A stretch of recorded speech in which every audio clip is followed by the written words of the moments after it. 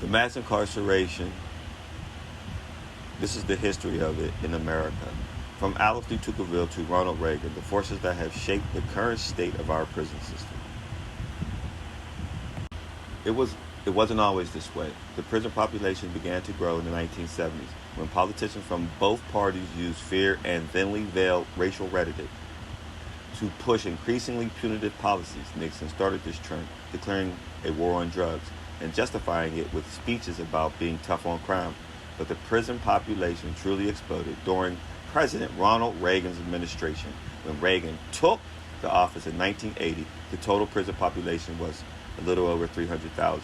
And when he left office 8 years later, the prison population had doubled.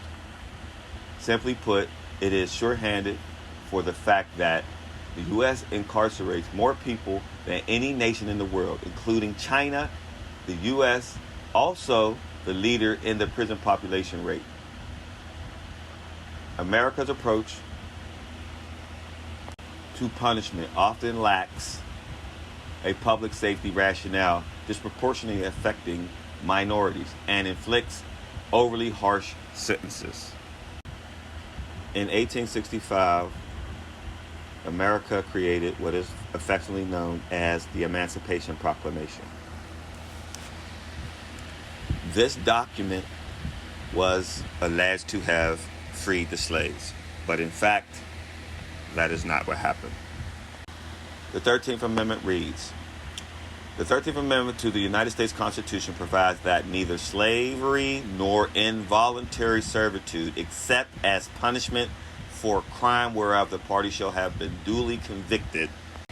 So in other words, they only abolished the privatization of slavery and introduced the institutionalization. And that's what slavery turned out to be with the 13th Amendment. Prisons. This testimony is very important because it shows a whole lot. One, who was in charge, who authored this.